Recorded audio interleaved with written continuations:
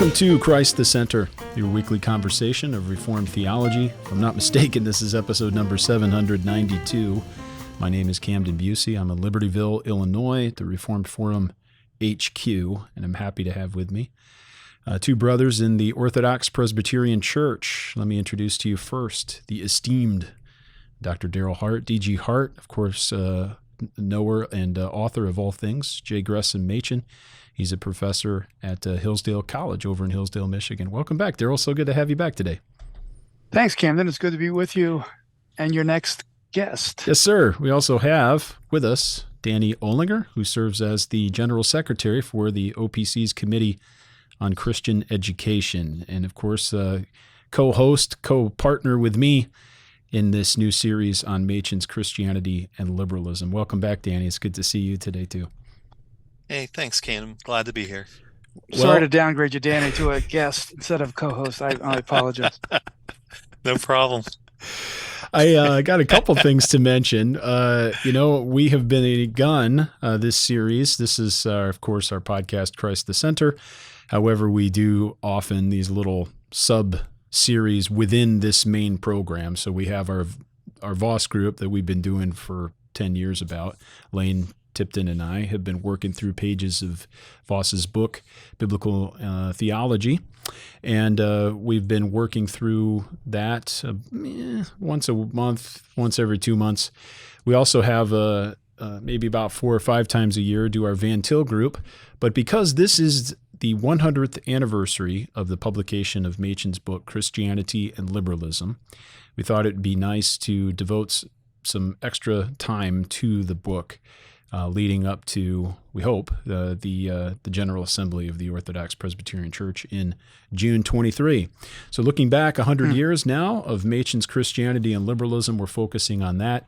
Last time, Danny and I got together and talked about the preface, which is interesting, the circumstances that gave rise to the book to begin with, as well as the introduction. And today we're going to be turning to the second chapter, which actually is the chapter on Doctrine. And in future weeks, we're going to be looking at this book and discussing subsequent chapters with a whole range of other guests as well. So I'm working on scheduling those and having a wonderful cast of characters to come on and talk about the things of Machen. So we have that going on, but let me introduce and explain a few other things that we have. Just this morning, I listened to the second episode of the Ruling Elder podcast from the Orthodox Presbyterian Church. I mentioned that to Danny already. Danny's the General Secretary who oversees the work of this Committee on Christian Education. Daryl's a member of that committee as well. Although, Daryl, I'm not sure which subcommittee you're on, whether podcasts are your purview or not, but you're becoming a king of podcasts, so I figure that you have the expertise to provide oversight. So if there are ruling elders in this land, are you a ruling podcaster? I think so. So anyway, this podcast is tremendous. It really is wonderful. I've listened to both episodes. The first one, Stephen Tracy, the host, he's a minister in the Orthodox Presbyterian Church. He interviewed Craig Troxel, the president of the committee, or the chairman. I don't know what title you guys prefer. But he spoke about ruling elders, their importance, their significance. And in the second episode, several people, including Danny, talk about their experience with ruling elders and the importance therein. So it's a wonderful, it's about 25 minutes per episode and a tremendous resource. Several years ago, I was thinking we needed to be doing something for ruling elders here at Reform Forum, and I'm glad now I don't have to, because the proper committee is doing this work, and I think it's going to be very, very helpful. Danny, I don't know if you have anything to add or want to mention anything, or Daryl, about this and maybe any future plans? Yeah, we're very excited. Stephen Tracy is doing a great job, and we're really looking forward to it in that it's untapped. We're really going to try to talk about things that I think are rare and yet so very needed in regard to the life of the church. I appreciate that. I'll definitely include a link to the podcast in the episode description so people can subscribe. You can subscribe to it wherever podcasts are found. and make sure that you get every episode downloaded automatically to your device or just listen online. That's great. That's really great.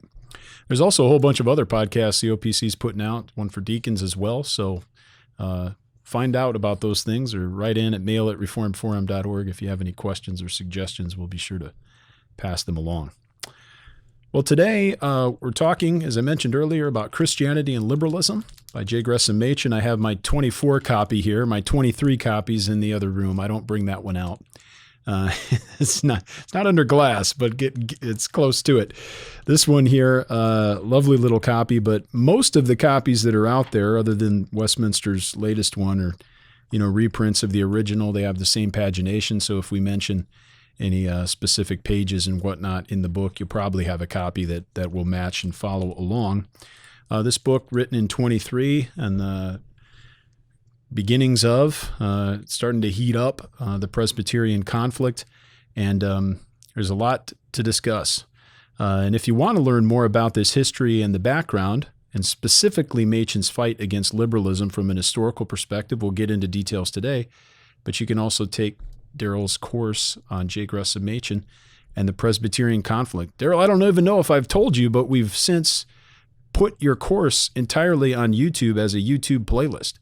So it's not only available on our website, but we've, in addition to that, it's always been available for free, but in addition to that, we've just a few days ago released the course as a YouTube playlist. So now you're going to earn extra street cred with my kids because they don't care about anything I do. They don't care that I'm a minister of the gospel per se. Well, they care, but they don't think that's a big deal. What they really care about is that my face is on some YouTube videos. So there you go. You're all set. You can find that course online at reformedforum.org, or you can also head over to youtube.com/reformedforum to register. Now, you don't even need to register if you're watching on YouTube, but to hit the playlist and take the course. I don't know if either of you have watched many. Daryl, you were there. You taught it.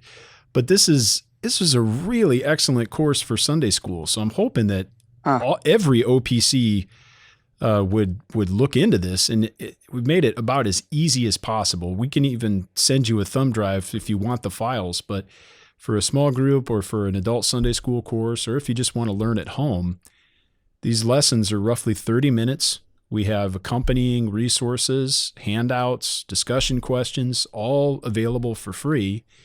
And you get to follow along with Machen's fight against a whole variety of things. Daryl explains all that in the course, explains how he structured the course. But Daryl, I just want to maybe take a public moment to commend you in that course. And maybe thanks. Ask you if you had maybe received any feedback from anyone. We need to get people to take this thing. I've, on Twitter I have for sure, and it comes in waves. So usually related to when you're tweeting about when it. I'm pumping it, but I'll get included on the discussion. But That's gotten good. some. It's good. I think. No, I appreciate it. Yeah, you bet. I had the opportunity to listen to them all, and it just reinforced what Charlie Dennison thought of Daryl 30 years ago. And seriously, Charlie said Daryl better than what Chip Stonehouse thought of Daryl. Yes, thought that Daryl was the greatest living Machen scholar, and that we had a real treasure in the work he was doing on Machen, and that the class to me just reaffirmed that. And the scholarship, it's like the first time you read Defending the Faith, Daryl's book. It's like, wow. And then to hear the class, so I can't recommend it enough also for the Sunday school. Yeah. No, I appreciate that. I concur. Well, that's very kind to hear that, and I'm glad to have done it. And Camden did compensate me nicely for it, but I have to say, I was still working with a great subject. So to have Machen as the person to explore was still. I don't get tired of going back to him. Yeah. Yeah, he certainly warrants multiple reads, meditation, contemplation. He's such a significant figure. And I think sometimes we as in, Orthodox Presbyterians, especially those who research and write about and talk about him, sometimes get accused of various degrees of hagiography. But he certainly, I think everyone must agree that he's a significant figure and needs to be reckoned with. All three of us have attended, at least the last couple years, the Presbyterian Scholars Conference in Wheaton. And it's really an interesting group of people because we have everyone from OPC guys to mainline people. And even the mainline people certainly have a different view of Machen's theology, but they certainly recognize his significance. Yeah. Has that been the case, Daryl? Have you noticed any shifts over, since you were back at Johns Hopkins thinking about and writing about Machen? I mean, has the collective consciousness about Machen and his warrior children grown, or is this something that's been evident even from the very beginning? I mean, I guess I'm still struck by the men who I regard highly, men like Mark Knoll, George Marsden, and that era of historical scholarship about evangelicalism, but beyond that, I mean, I think their take on Machen, which was really good stuff, Christianity, liberalism, but he went too far with Westminster and the OPC. So there's a kind of sectarian element to Machen that they regard as and I think it is the case, and I've argued this, that it doesn't fit well with neo-evangelicalism or later evangelicalism. And it's not as if they were all in on evangelicalism, but they were writing about it appreciatively, criticizing, correcting, but trying to hope for something better of evangelicalism. So, I guess I was kind of taking Machen, the way I was interpreting Machen, I was kind of taking Machen away from that mix. And I certainly was, in a way, doing that. I think the sources pointed in that direction, but still, and it fitted more with my own inclinations about evangelicalism more generally, that I just didn't feel at home there. I wanted something more confessional. But I mean, I guess over the course of my career, I have felt some people in the evangelical and academic worlds have pigeonholed me in a way because of the Machen book. Yeah. As you're a denominational historian, there's this category where people want to. Or you're conservative, Hart, like Machen is, and of course I am, but I'm trying to do more than that as a professional, whatever that means. So I think that's that association with Machen, I think, comes back to me here and there. I'll give you one. This is probably too much TMI for something as public as this, and I guess you don't edit these, but you could edit this out. I can, but yeah, but I'll say it anyway. I'm going to write about it in the Nicotine Theological Journal. But I'm not annoyed. I'm only mildly annoyed. Okay, mildly. But Ligonier, in the recent Table Talk, has an issue dedicated to Machen and Christianity liberalism, and they didn't ask me to write. Mm-hmm. I know. and I mean, I actually, what I'm going to reflect about, and I've been thinking about this for a while, the people who were in the seminary world, like myself, like Carl Truman, like David Gordon, even extending it more broadly to people like Pete Enns and Tremper Longman, there is a kind of standing you have in the church world, the parachurch world, when you're at a seminary, that in some ways you wind up giving up when you go to a liberal arts college or college environment, unless you can hit the bullseye the way Carl has with all the sex stuff and the self stuff. And I'm not trying to minimize that necessarily, but you kind of like have to hit some kind of sweet spot out there that no one else is addressing. So, I mean, and if you look at that issue of Table Talk, it's dominated by seminary folk, and which is again understandable that Ligonier would do it this way. But we're at least thankful that John got to write one on the church, so we're right. That works. But yes, I thought that was a glaring omission. The nice thing about it is that we have all the opportunity that we need to talk about things here, and you've written a tremendous amount about Machen and even Christianity and liberalism. We have a whole course available. All this stuff's available, so we can talk about that today.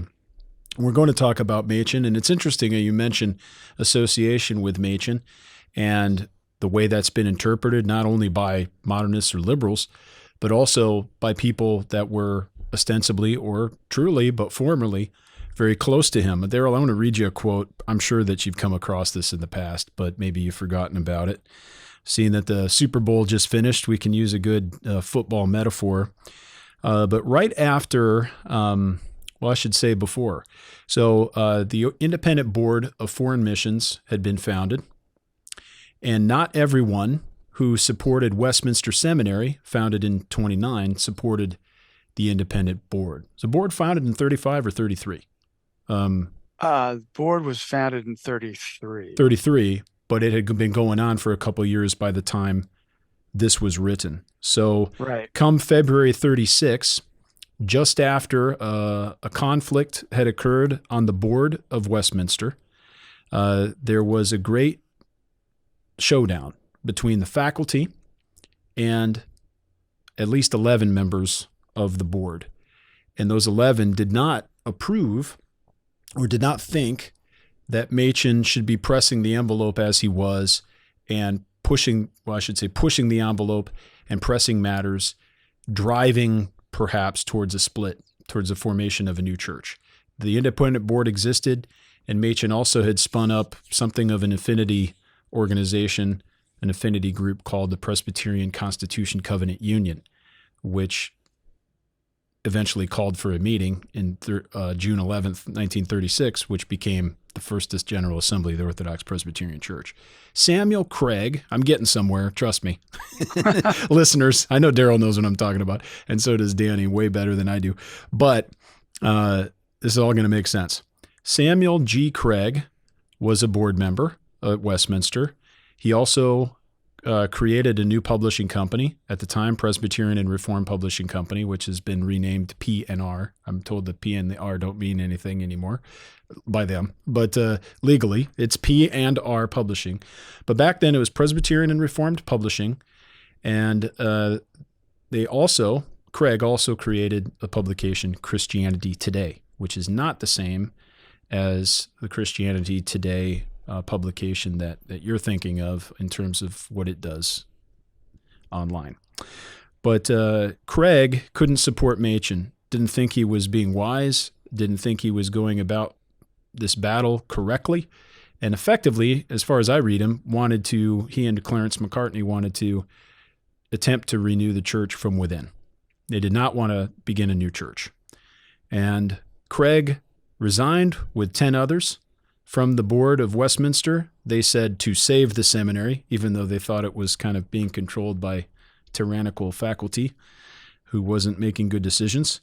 And he wrote this in an editorial in Christianity Today in February 1936.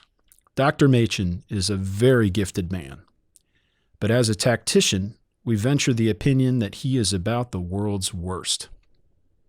If we may use a football illustration, we would say that every expert would place him on the All-America, but that not a single one would place him in the quarterback position. There, you got any thoughts on that? Or what sentiment?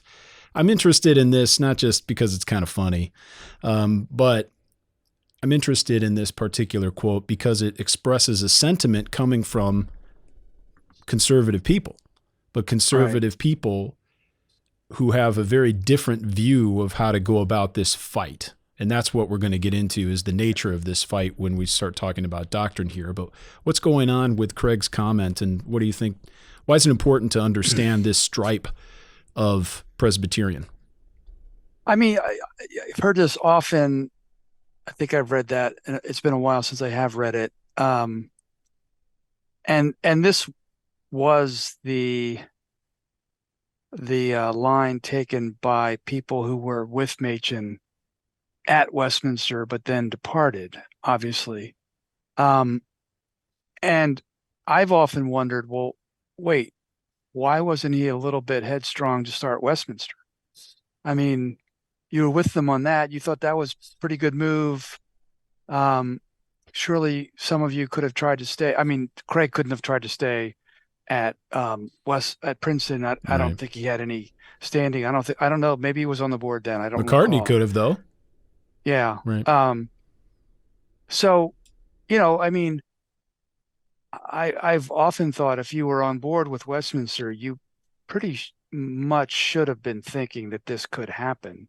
The independent board, you could argue, is a real challenge, but it did also glaringly raise the difficulty of missions and what was happening on the mission field, and it illustrates the problem of liberalism. And in that sense, tactically, it was pretty smart. And in hindsight, as more scholarship comes out about Presbyterian foreign missionaries, Protestant foreign missionaries, David Hollinger, prominent intellectual historian now retired from Berkeley, who's been he wrote about intellectual history for most of his career, but he's taken up some work on Protestant missionaries and the way in which experience on the mission field made them more progressive, more tolerant, and the way that the children of missionaries come back to America and assume positions of leadership in government or philanthropic agencies and the like. And they have a broader experience than your basket of deplorables in the United States. I mean, that's kind of the way the argument runs. But what he's showing is that foreign missions was just covered with humanitarian endeavors and trying to do something directly gospel oriented was very difficult. So, not to mention, and I mean, the more I've studied U.S. history and foreign policy, the more I think Machen is probably not fully aware of the repercussions, but he was politically savvy. I mean, about civil politics, and his views about America's foreign footprint in foreign policy diverged from the mainstream in some respects, although it's still emerging what America's role in the world is going to be in the 1930s. But, Michael Duran gave a lecture at Under First Things auspices about 5 years ago now, connecting the dots between foreign policy and religion or theology. And he doesn't bring up Machen in that essay, but he does bring up Bryan. And he contrasts Bryan's kind of populism and the foreign policy implications of that with Ernest Hocking, who writes the report Rethinking Missions, the Layman's Inquiry, who was a Harvard philosophy professor. And you really do have a kind of Jacksonian versus Wilsonian foreign policy playing out, or even Trumpian versus the blob that Duran himself is thinking about when he's giving this lecture in 2017.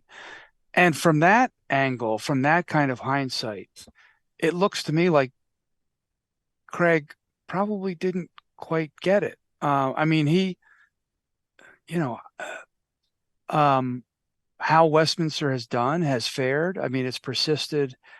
I think a dissertation waiting to be written, and maybe it has been, and I'm just unaware of it, is what did happen to the conservatives who stayed in the PCUSA? What happened? I mean, did they amount to anything? Were they able to accomplish anything? And you could look at McCartney's career in the PCUSA. You could look at Erdman, who was a kind of conservative, although opposed to Machen.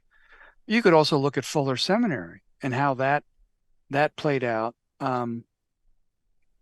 There are avenues to take in looking at that, but I mean, Westminster doesn't become Fuller. It doesn't become Gordon Conwell. The OPC doesn't become. I mean, what's the Reformed equivalent of? I mean, it doesn't rival the PCUSA in numbers, money, or whatever. Nor does McIntyre, nor does the EPC today. I mean, it's not clear if anyone is really rivaling the institutions of the main line. And is that if that's the standard? I'm not sure if Machen was that unwise to get out when he did, but anyway, I've rambled on about that. But I guess what I'd like to know is find a diary of someone like on the original faculty and see what they wrote about faculty meetings the day after, and if there's any kind of innuendo or subtext that, man, Machen really is dogmatic about. He's always has to get his way. And I mean, just one last point. The thing I think that really did flip or trigger or red pill Machen was Princeton Seminary. What happened with the reorganization? And the conservatives that he was aligned with in the PCUSA and at Princeton he was going along with their counsel. He was pretty much saying, okay, I'm going to be a team player. But Princeton was the line in the sand. And once that happened, he was finished with trying to stay within the existing structures as they were. I mean, Westminster obviously is a step out, but he's still within the church technically. The independent board is another step out, but it's still within in a way, because the people who are in the organization are in ministers, officers in the PCUSA, right. But then and then the PCCU, it's the trial that drives him out. Machen didn't leave on his own. Right. But yeah, two things. One is on the immediate scene in 1934-35 is Machen loses his right-hand man. Frank Stevenson dies.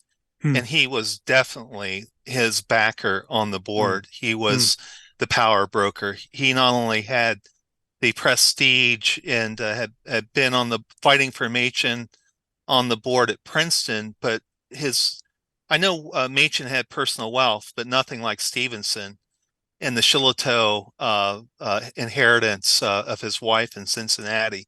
So he lost a lot when Stevenson dies. What year was that again? Sorry. I think it was in 35, the very year this happens. Yeah. And so basically, Machen goes from Stevenson being his counsel to H. McAllister Griffiths. That was not a good exchange in any way, and he lost at every level with that.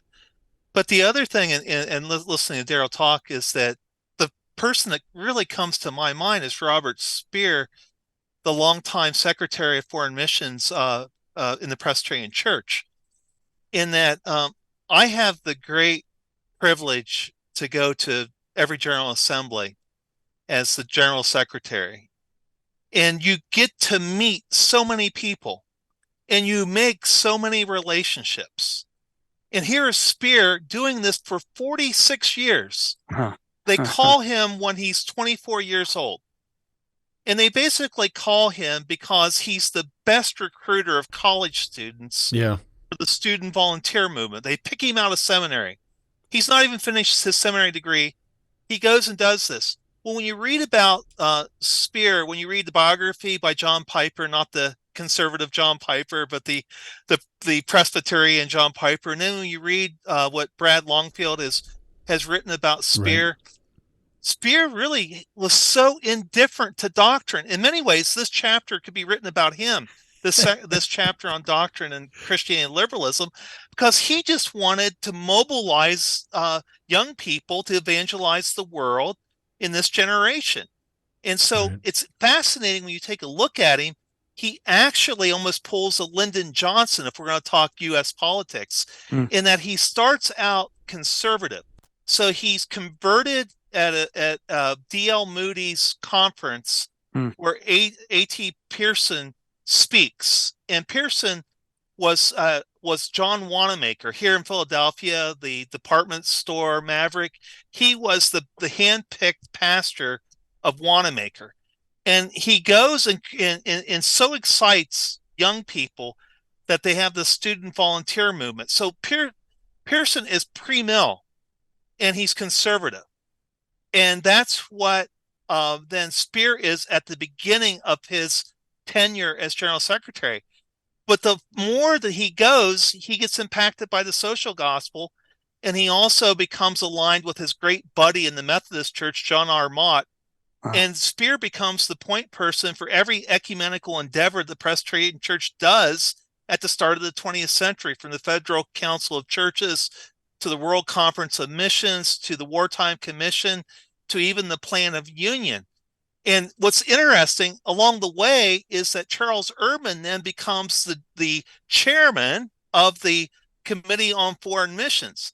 Machen is battling the establishment in the Presbyterian Church, and they want really not to make doctrine an issue because they will lose in regard to the numbers of the church. And Machen even says this in the concluding chapters of Christianity and Liberalism, in that if you are all about the numbers and you're all about adding new people to the church, then liberalism is a success.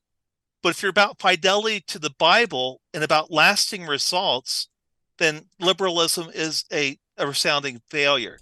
And to Erdman and to Speer, those are fighting words. And they had the mechanism and machinery behind them throughout this fight to win the battle. And Loescher says in The Broadening Church that no one person more affected and directed the theology of the Presbyterian Church between 1921 and 1936, which is virtually the period we're talking about, right, than Robert E. Speer. That's what he says directly. Wow. The Broadening Church. You know, it's interesting, Danny, on that very point. I was just reading Longfield yesterday, and on page 187 over into 188, he includes this quote by Speer. But even before that, he speaks about Erdman and Speer, but Erdman in particular was the most loved Presbyterian. I mean, and so this is one of Machen's big rivals at Princeton. And then Speer, so it's not only the fact that these are the establishment, but they're also the most liked people out of all people in the Presbyterian Church. But here's what Speer wrote. These are Speer's own words. And this will connect us back, as you already connected us back to Doctrine, the point of this particular chapter. Speer writes, "We Presbyterians and Methodists have no business being apart on questions of doctrine and polity. These things on which we differ are not things connected with the great vital purpose of the Church of God in the world. And when we have once decided what the purpose of the Church is, namely to do the work Christ sent us here to do, which is to preach and live his simple gospel and leave the result to him, we have no business to let the differences on unessential points delay the full accomplishment of that purpose." Yeah, that's it. That's the great quote, because Machen is arguing in Christianity Liberalism Presbyterianism for the whole world. He believes that Calvinism and the doctrines of grace are what is needed for the conversion of sinners. And here are these guys in leadership saying, no, we don't need, we just need a trust in Jesus, whoever that Jesus might be. Now, what's fascinating again is that, so in 1925, Erdman becomes the moderator of the General Assembly. He steps down from the chair. He creates this commission to investigate, Princeton Seminary. Well, who's the moderator in 1927 when this Speer. all comes to find? It's Speer. I mean, Machen, he's on the committee, and then he moderates it. What is Craig talking about that Machen was not a good quarterback? Machen is going, this is like the movie 300. Machen is going against the entire, machine of the Presbyterian Church, and he's willing to die. So I have an exact opposite read of Craig on this. Sure. Yeah. Wow. Daryl, what do you think about Speer here as the background to this doctrinal point, this doctrinal indifference where it's really a pragmatism at work, where numbers and influence are really what's important. I'm going to strip down everything else for the sake of Speer's words, the simple gospel, which would remove all differences between even Presbyterians and Methodists. I mean, it just he's a really remarkable figure in a way, because he's that well established for that long and has that kind of influence on the PCUSA. And for some reason, this is something I don't understand, even going back to the reunion of the old school, new school, and developments after that leading up to the federal council. I'm wondering, and I've done a little work on this, why the Princeton faculty weren't opposed seemingly to the federal council. Maybe they had shot a lot of their ammo on the revisions to the confession in 1903. But I mean, there's just a general progressivism in which all the Anglo-American Protestant denominations participate. And I think that Anglo-American character is important, that it's ethnic in a way. This is a time of a lot of immigrants coming to America, that they want to retain a Christian America, a WASP America, and for good reasons and bad reasons. I mean, I'm not just trying to taint them with some kind of white nationalist supremacy brush or something. But I mean, you could take it in that direction, but it's just sort of the way that the elite institutions in America are running, the mainline churches among them, and Speer is situated well. By the way, with the football analogy, he was a star tackle at Princeton on the football team. Why a tackle? How a tackle becomes a star unless you're, I can't. Taylor the Purple People Eaters or. Daryl, what do you think about the fact that the Cumberland Presbyterian Church comes back in 1906? And you mentioned Brian before, right. And his roots from the Cumberland Presbyterian Church. And one of the amazing things is that when you look, when he was a young man, I think it was in 1887, the Cumberland Presbyterian Church said, what was it? To save America, to save the world, we must save America. In other words, it's the most Christian America declaration that you will ever read anywhere. And the fact was that Brian, although he would be, we would say, theologically conservative, he also was a full social gospel person. Right. So it's this incredible merger then, right, in which your personal piety can be divorced from what the church is doing ecumenically in order to convert the world. Right. And I think that plays out. Yeah. And the idea of doing good in the world and helping people both domestically and internationally, and not having to worry too much about the structures that we're using to do. I still think it's part of, I mean, dare I say, in some circles in the OPC, and we could talk about this off recording, but I mean, I'm not trying to raise any great suspicions, but I do. Sure. I mean, I do have some concerns, but I mean, the idea of supporting worthy causes in the world and the church doing that and lending it support, and then you sort of wind up doing it in the name of Christ. And then, well, if you can do that in the name of Christ, isn't that akin to preaching the gospel in the name of Christ? And then you do begin to blur the so-called individual gospel with the social gospel. I mean, I could see how it would happen. And this is, again, where Machen stands out in a way, coming from a legal home. And his brother is an attorney, prominent attorney. His father was as well. And I don't know if he really studied law, read law, whatever, but lawyers do worry about procedures and policies and things that cross lines, and making sure you get your briefs in on time and make sure you have proper kinds of testimony, etc. And Machen was like that. and he's a stickler on procedure in a way that he's also a stickler on doctrine. I do think there's a kind of overlap between the two, but for whatever reason, American Protestants in the progressive era really kind of forget about those I's to be dotted and T's to be crossed in legal arrangements, whether in political or even ecclesiastical realms, it seems to me, because there's a larger work that needs to be done. I mean, in the current climate, we have lots of alarm about certain injustices, and the idea that you have to take your concerns about those injustices to Congress and work it through the legislature and the deliberative body there. Well, who wants to do that? We know what we needs to be done. So again, I think the Protestant world was moving in that direction in the progressive era.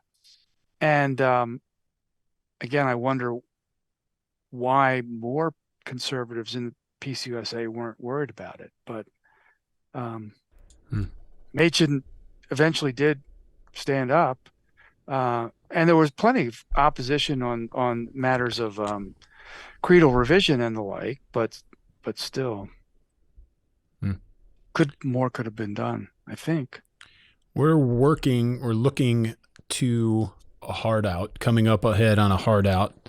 So that means we got to stop in a few minutes. So I got a couple quotes that I at least want to use as touch points that we could get to looking on page 20 in Christianity and Liberalism regarding this. First off, the background, of course, all of this, modernism or liberalism, classic liberalism. We're not talking liberalism as just a relative term as it gets tossed around today for a whole host of things, but it really had escaped the academy and it infiltrated the church through a whole range of means, in Sunday school materials, in the pulpits, and even in the religious press. And some of the doctrines that were being presented by classic liberals, people may have heard of or they're familiar with, but they were the universal fatherhood of God and the universal brotherhood of man. Very nice sounding things. You can write pop songs about these kinds of topics. It sounds great. But liberalism at heart really asserted that Christianity was a life and not a doctrine. In fact, it seems as if many classic liberals were opposed to doctrine in principle. But what Machen writes here on page 20, and this gets to the heart of the matter. He says, "But if any one fact is clear, on the basis of this evidence, it is that the Christian movement at its inception was not just a way of life in the modern sense, but a way of life founded upon a message. It was based not upon mere feeling, not upon a mere program of work, but upon an account of facts. In other words, it was based upon doctrine." Coupled with that is his frequent refrain. There are other quotes we could read. You can get to them if you read the chapter on page 25 and 27, I believe, where he frequently compares and contrasts life and doctrine. The two aren't opposed to one another, but he talks and emphasizes the fact that the supernaturalism enters into history, that Jesus Christ is the eternal Son of God come in the flesh, that he lived a perfect life. He died to pay the penalty for our sins, was buried in the grave, remained there for 3 days, and then was raised from the dead, not as an idea, not merely spiritually, but bodily and spiritually, as in by the Holy Spirit, to conquer death itself and to bring salvation for all of his people. That is so critical, at least as I'm reading, that Machen is emphasizing that this is supernaturalism. Christianity is supernaturalism, and that's why liberalism, classic liberalism, which at heart is ethical teachings based on naturalism, why that is not merely a deficient form of Christianity, but is an entirely different religion. What do you guys think about that? And why is that so significant, I suppose, to Machen? And Wow. And how does it color his mindset on the events to come? Yeah, we could do, I imagine, months and months of pods on this. But so Machen, his activity during this period of time is just unbelievable. From writing the origin of Paul's religion to the Greek grammar, to writing this, to going everywhere. But it's interesting when you take a look at Origin of Paul's Religion, where he says in that book that the question is really looking at the origin of Christianity. And then at the same time, he was in the pulpit at First Presbyterian Church. In one of the sermons he preaches that you can find in God Transcendent is the living Savior, which is basically his sermon on Matthew 4:23 through 25. And so you actually get the really in reading Christianity and Liberalism, you get the nice sense of this is further exegesis upon what he's looking at there and why he's arguing as he is. And there it comes out that Machen's saying, look, Jesus is not just some good teacher who persuades the disciples to follow him. This is the king. This is the promised one. And when he comes, he's promising a kingdom of redemption, not a school of ethics. And at the center of it is his own person and work, which is so contrary to what the liberals were saying. And so what has happened at the beginning of Matthew 4 and then Matthew 5 is the exact opposite of what the liberals are saying. And to Machen, they get the beginning of Christianity wrong, and then they get the middle of Christianity wrong, because if Jesus doesn't go to the cross, then Jesus is a failure as he appears to the disciple, because he's telling them, follow me and everything. And if it's left to their own works and nothing is done about sin, if the captivity of sin is not broken through his death and resurrection, then he's a failure. So how can you leave out the cross? And then Machen goes to the end and basically says, do you know what's happening in the Great Commission? It's that Jesus is telling his disciples to teach all that I have commanded. If you don't have any doctrine, which is based upon the historical work that's just happened, there's nothing to teach. So to me, it's like he was right on. I mean, and here's the thing, is that rather than me stumbling around and trying to put those documents together, he is so clear in his prose.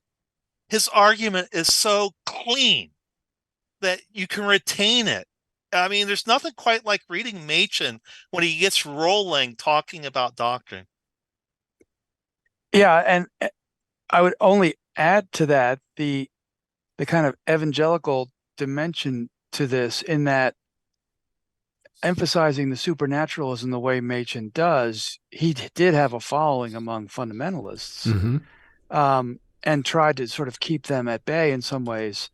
But, I mean, the fundamentalists could go to notions about the imminent return of Christ, or the premillennial return of Christ, or kind of evidence of the work of the Holy Spirit in people's lives, whether it was charismatic or Pentecostal or just some lower level signs of that. And Machen seems to open the door to all that kind of supernaturalism. The more supernaturalism, the better, just as long as we don't have appearances of Mary or something. But, Machen's really emphasizing the supernaturalism that's associated, as Danny just said, with the person and work of Christ, because it's not just about supernaturalism, because there's no other way of salvation unless it's a supernatural work of God. Human beings cannot save themselves. They cannot make themselves right with God. They can do all the good works in the world that they want to do and improve China, improve India, improve somewhere else, but that's still not going to cut it when it comes to Judgment Day. So the remedy for sin has to come from outside nature, and it has to be supernatural in that sense. And so Machen, could open the door to all sorts of supernatural stuff, but he's really wanting to go back to the supernaturalism of the incarnation and the deity of Christ, the Bible as being the Word of God and authoritative, and the work of Christ on the cross and his resurrection as the atonement for sin. I mean, that is like the hub of his supernaturalism. And it kind of, to people who may be experientially inclined, well, that kind of sounds boring, the Bible. It's the emphasis on Historia I mean, we've Salutis. heard that all the time. We just hear that all the time. Can't we have something a little bit more vital, a little bit more, vigorous? And, but I mean, throughout, every time I go back to Machen, I was doing something on the virgin birth of Christ. I can't remember what it was. And his argument for why the virgin birth is important is because of salvation. It's not to show the liberals are liberals and they deny this, but there's something way more at stake, which has to do with, if Jesus doesn't have some kind of supernatural entry into the world and is tainted by sin, then we're toast. Yeah. It's always both for Machen. Not only, as you mentioned, does salvation have to come from without, it's transcendent, it has to come from God, it's supernatural. But as you've emphasized there, it has to be in the world, it has to happen in time and space. And this is a thread, just to close us out. I know we've got to go. We really do. We've got a heart out here I'm trying to respect. But Van Til picks this up, which is why this is such a driving factor for Van Til, and why he quotes from Christianity and Liberalism in the New Modernism. So again, the New Modernism is what? It's the theology of crisis. It's crisis theology with Barth and Brunner. And he's saying this is the New Modernism, as in, it's 10 years later, but now look at how this is evolved. In 1962, with Christianity and Barthianism, just ripping off Machen's title entirely, but just replacing liberalism with Barthianism. And then he has an excellent conclusion to that whole book, detailing why he is stealing this, or providing a heavy homage to this book. And then I believe the copyright for A Case for Calvinism in 63, but it wasn't published till 64. He also has an entire introduction in that book where he's dealing with Carnell and then two liberals, and writing a response, because he thought Carnell's evangelical response to these two liberals in this particular series was inadequate. He writes A Case for Calvinism, and the introduction to that book also places Van Til's concerns directly in the historical vein of Machen's book, Christianity and Liberalism. And why? It's because Barth and these other two liberals later, but Barth especially, Barth doesn't have a problem with supernaturalism of a sort, but the problem with Barth is that Christ doesn't enter into history and accomplish redemption for us in time and in space. He does it in what Van Til calls Geschichte, or what Barth might call God's time for us, which is not our time. And so this is a problem that keeps repeating itself. But Christianity is a doctrine. But it's a doctrine because God acts in history, in time, and in space to accomplish salvation for his people. That's the core. If we want to use or steal Speer's term, the simple gospel, that's the simple gospel. Yep. Right? Yep. But that's what's at the heart of it. That's why doctrine's so important, and you can read the rest of the chapter for more information. Danny? Yeah, and cut me off here. I mean, if Darrell has to get, but Machen says in this chapter that Christianity, it's a triumphant indicative. Mm-hmm. In that liberalism, it's there in the imperative mode. Now, what's really fascinating when you think about this, so one of Van Til's fellow faculty members and OPC ministers, Paul Woolley, in the 1950s, gives an address in Grand Rapids. And and Woolley lived through this, because Woolley was with Machen at Princeton in the 1920s. And Woolley said by 1925, because of Karl Barth, all everyone wanted to talk about was doctrine, and that the liberal contention concerning doctrine was already being refuted. So it's very fascinating when you look at Woolley and Van Til, because they take Machen to heart in that, yes, Christianity is a triumphant indicative, but because of that, there is an imperative, and the two go together.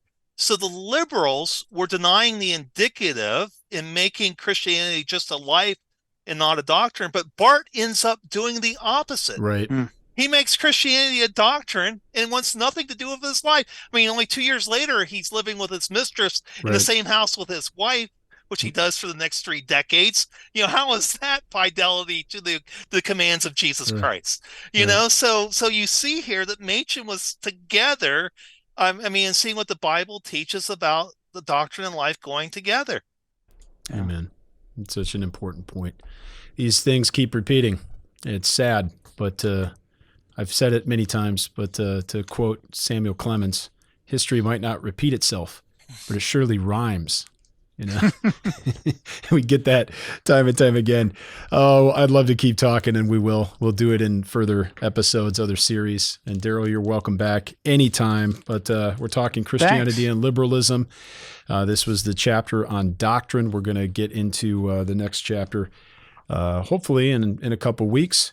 But thank you both for taking the time to join me and to talk about these things. We really appreciate you both, Danny and Daryl. Thanks a bunch. Thank you. Great to be with you. Thanks, Camden.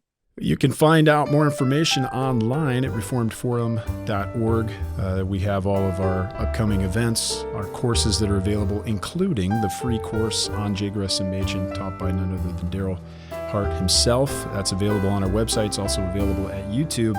Head on over to youtube.com/reformedforum. Please subscribe there. Help us convince the algorithm we're worth recommending.